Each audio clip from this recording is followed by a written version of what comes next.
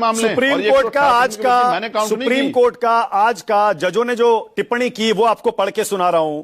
नियमों में यह क्यों मानकर चला जा रहा है कि सिर्फ जाति आधारित भेदभाव है, अन्य आधारों पर भी तो उत्पीड़न होता है भाई। जैसे ये जो रेगुलेशन है ये ऐसी स्थितियों में भेदभाव को कवर करेगा क्या जहां जाति पहचान स्पष्ट ना हो। भाई देश के अलग अलग हिस्सों से जब कोई छात्र आते हैं उनके साथ उनके जहां से वो आते हैं उसके आधार पर उनके साथ भेदभाव होता है। याद है आपको? हाँ, नॉर्थ ईस्ट का जो बच्चा था देहरादून में, जिसकी स्थान के आधार पे लिखा है ना, उसमें लिंग स्थान लिखा है ना, उसमें उन्होंने ऐड किया ना महिलाओं को, उसमें उन्होंने ऐड किया ना दिव्यांगजनों को, SC ST के साथ OBC को। मेरे ख्याल से स्थान नहीं लिखा है, मैं दोबारा चेक कर लेता हूं। मेरे ख्याल से स्थान नहीं लिखा है।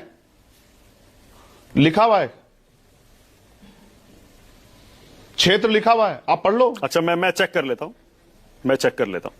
लेकिन आप मानते हैं ना, लेकिन आप ये तो मानते हैं ना कि ये भी होना चाहिए। पूरी बात नहीं हुई, एक मिनट, मैं क्या कह रहा हूं। मानक भाई, आप ये कहना चाहते हैं, यह पूरा सिस्टम ये कहना चाहता है कि SC ST के बच्चे बचिया, OBC के बच्चे बचिया वहां स्कूल में पढ़ने नहीं जाते हैं, वो आरोप लगाने जाते हैं, उन पर इतना समय है।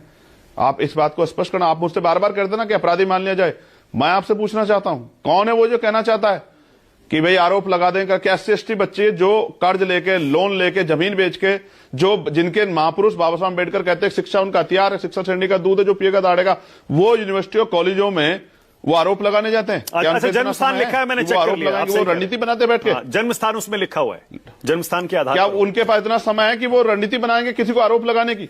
क्या वो पूर्वाग्रह रखते हैं? जो खुद पीड़ित हो पूर्वाग्रह रखते हैं किसी से? मतलब आप ये कहना चाह रहे हैं चंद्रशेखर भाई, 100% SC ST OBC के बच्चे झूठ नहीं बोलते और 100% जनरल कास्ट के बच्चे अपराधी हो सकते हैं?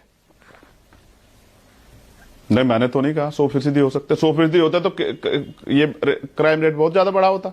100% जिन्होंने अपना विशेषाधिकार मान रखा, जन्म से अधिकार की, हमें इनको नीचा दिखाना है। अच्छा, आप मेरी बात सुनो, जब कोई कोटे को कोठा बोलता है मानक भाई, तो आप मुझे बताओ कि आप कोठे वाले तो 10% आर्थिक आधार पर आरक्षण छोड़े ना, सामान्य वर्ग पहले छोड़ दे। अगर उसको आरक्षण बुरा लगता है तो छोड़ दे, क्यों नहीं छोड़ सकता है?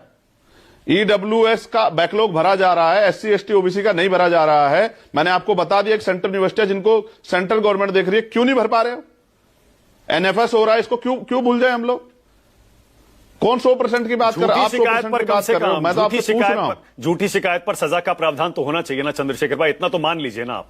नेचुरल जस्टिस आपके झूठी शिकायत इस मामले में, इस पूरी गाइडलाइन के बाद कोई झूठी शिकायत दर्ज हुई है?